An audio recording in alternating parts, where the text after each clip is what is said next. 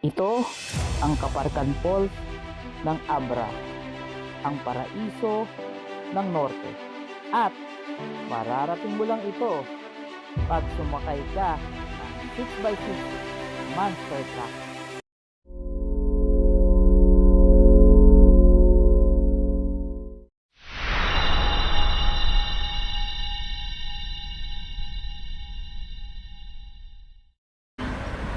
Guys, nandito na tayo ngayon sa Abra, doon sa may Blue Gas. Tinatawag ko yung mga senior doon, hindi ka na makasakay. Andun ma'am. Sorry, nandito po kasi yung ballpen. Andiyan ballpen. Opo. Oy! Mga sir! Fill out po muna ka tayo. Paparegister muna tayo.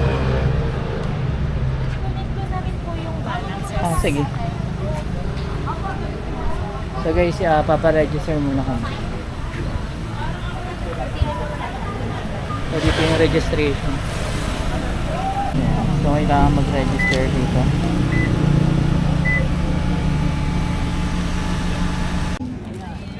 Ayan. Dito guys yung orientation para sa mga pupunta sa Kaparkan Falls. Sa 8 na kayo nagpalit? Yung mga guests ngayon. So malapit lang yan sa highway.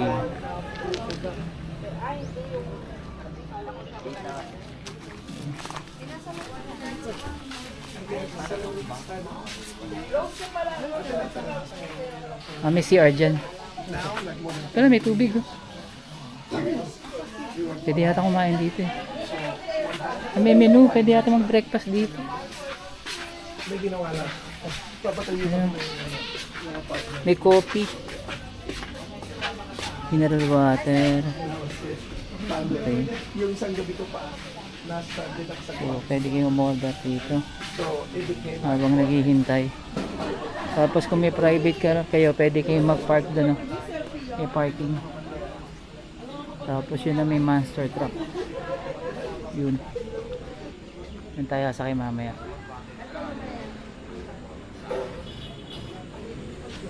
Kaya may CR naman dito.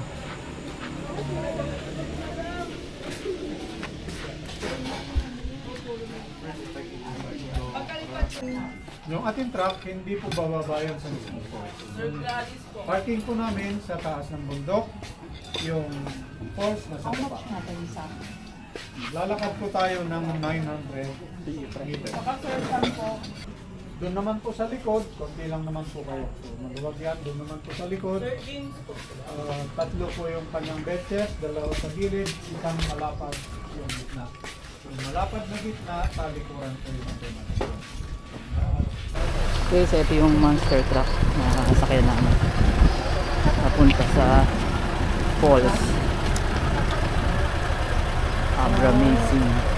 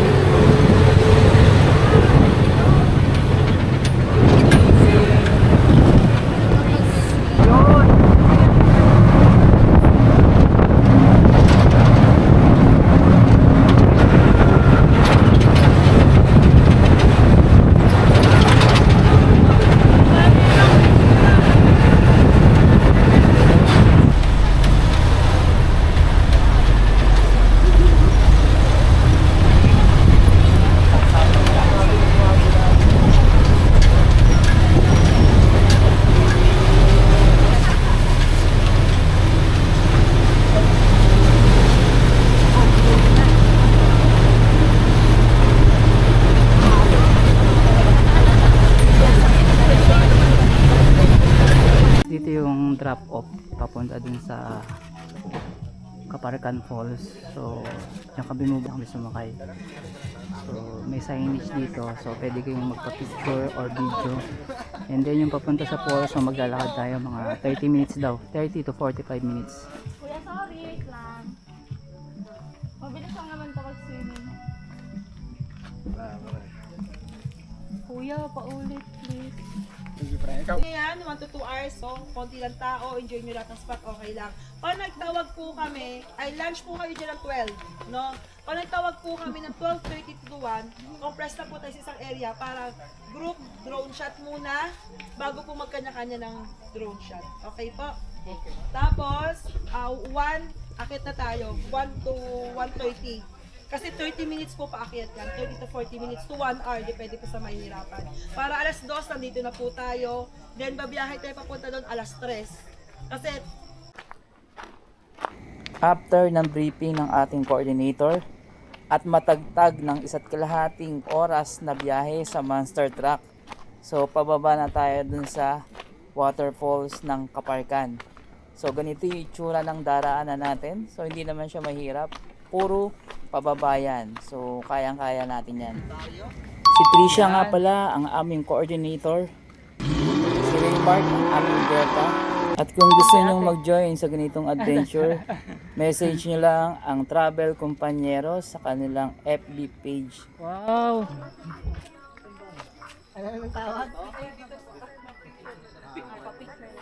Okay na po kayo? Okay.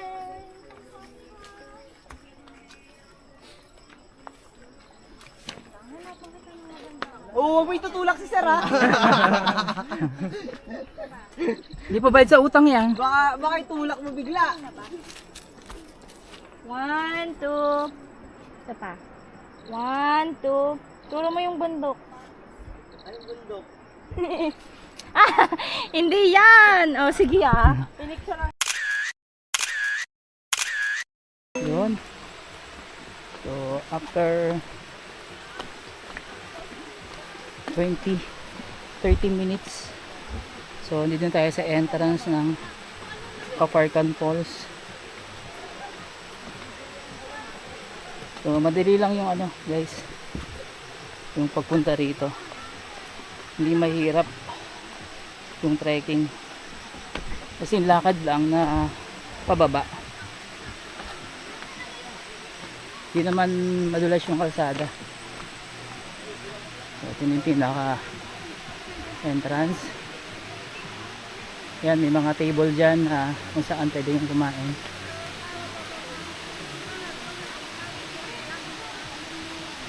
So, Kaparkan Falls, Municipality of Tineg, Abra.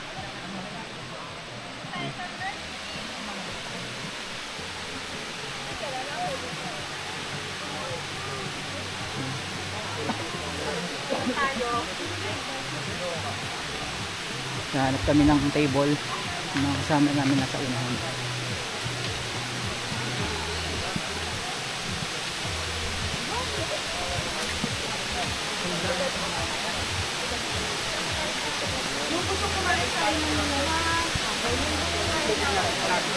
Ha? Ito na pala yun. Ang ganda. Kain muna tayo. Kain na tayo, sir. Sige. Maraming tao. Hindi kayo basta-basta po. Yan. Kain muna tayo.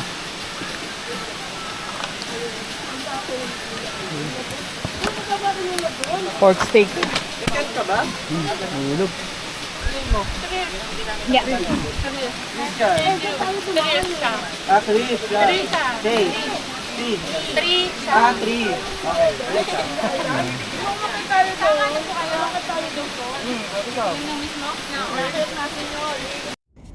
After ng mahabang biyahe, ito na ang Kaparkan Falls ng Tineg, Abra.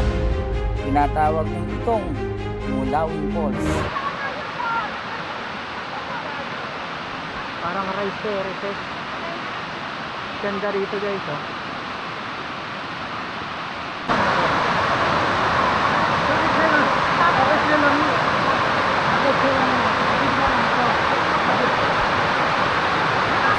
Best time na magandang pumunta rito ay during rainy season, between July to October. Dahil that time, syempre, pag maraming ulan, sigurado maraming tubig na agos dito sa Kaparkan Falls at may enjoy natin yung magandang view.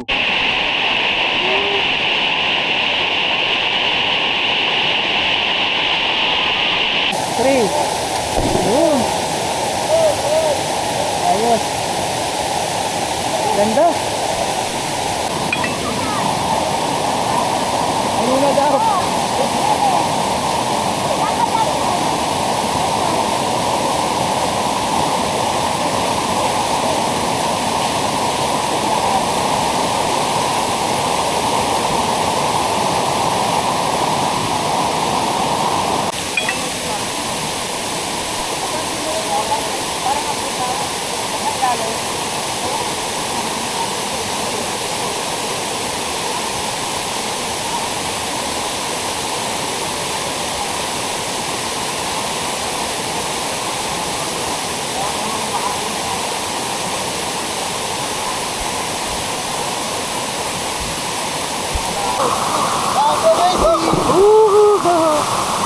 Ayos!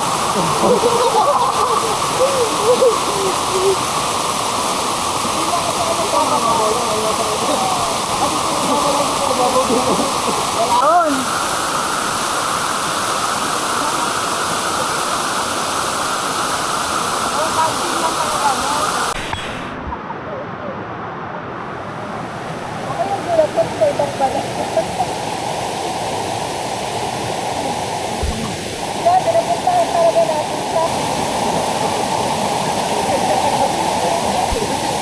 Andyan!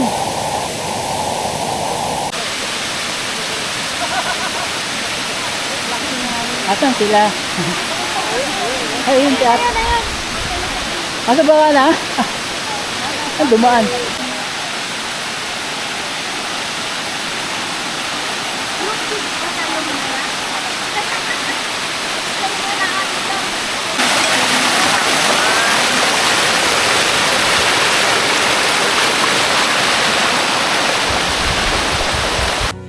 Kung pupunta kayo rito, so siguraduhin yung nakaredy ang inyong katawan dahil medyo mahaba ang biyahe. Pero guys, sulit na sulit. So magdala ng extrang damit, pagkain at waterproof bag. Nature's Staircase to Heaven, dito lang sa Abra. Isa ito sa mga hidden gems ng Pilipinas na dapat mong makita. Muddy road, long ride, pero grabe, worth it every second. Ano? Tara G, sa Kaparakan Falls ng Abra, ang tunay na paraiso ng Norte. Kung gusto mo pa ng ganito mga travel adventure, so don't forget to like, share, and follow na rin sa aking Facebook page at subscribe na rin sa aking YouTube channel. Maraming salamat nga din pala sa mga nakasabay namin sa travel adventure na ito, sa aming coordinator na si Trisha, sa aming driver na si Raymark at sa travel kompanyeros.